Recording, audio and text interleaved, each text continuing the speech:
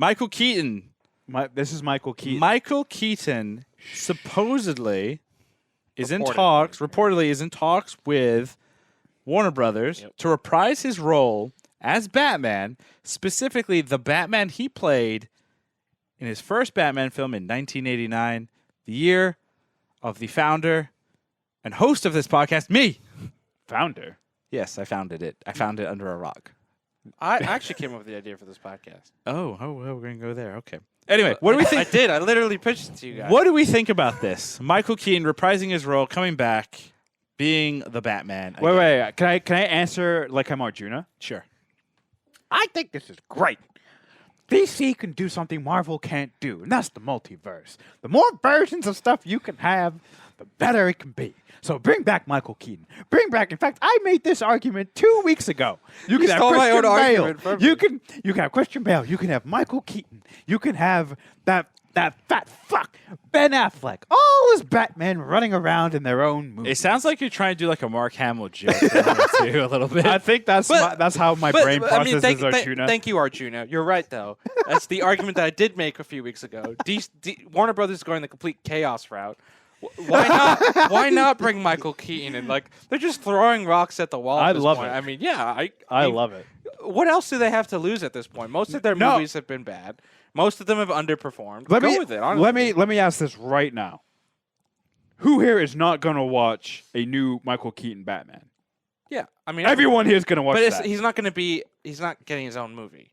What? Well, so this is the thing that's weird is the contract wherever they're discussing is like him as kind of a primary in a movie, and then also like a subsequent small roles in other films. Oh, it's not really. He's going to be the primary in the Flashpoint movie, right? And then the article I read described it as like he will be like a Samuel L. Jackson, Nick Fury type character. He will now be like a mentor to a lot of these DC characters and kind of jump in and out of movies to be their mentor of some type. Now I'm going to call it right now. He's going to play the Batman in the new Batman Beyond movie that comes out in 5 years. So that is one of the discussions. Like, so one of the videos I watched was, back in 2000, I believe it was 2001, 2002, the original writers for the Batman Beyond series, the animated series, were pulled into a Warner Brothers office and told, write us a screenplay for Batman Beyond film. It was canned or put aside or whatever.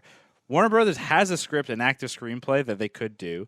We know that Warner Brothers loves the idea of the multiverse. They talked about it like crazy in their Crisis on Infinite Earths. They actually referenced the 1980 Michael Keaton Batman multiverse in that series at some point, along with a number of other ones, such as Kevin Conroy, who does the voice of the 1990s like Batman animated voice that we know, who's also in the Batman Beyond. So there's a lot of things where they could do this. And the fact that they're still clearly interested in a Flashpoint movie, which kind of, once again, assists and discusses the whole multiverse thing. Yeah. It's going to happen at some point. Do you guys think they're grabbing Ezra Miller from a different universe? Because in this one, he punches people at bars. He punches and beats chokes down his them? fans? Yeah, probably. Because that's the only way I see the movie getting made. Because I don't know why you'd keep that guy as the Flash. I say just take the actor that plays Barry Allen in the CW one. No. Why? He's great and he's good. No. He's first of all, he acts on the CW. How great can you be? I mean, there've been actors who've come out of CW. No, that hasn't. The actor that played Name one. The actor that played Clark Kent was in a movie about a bunch of kids, and he was one of the siblings.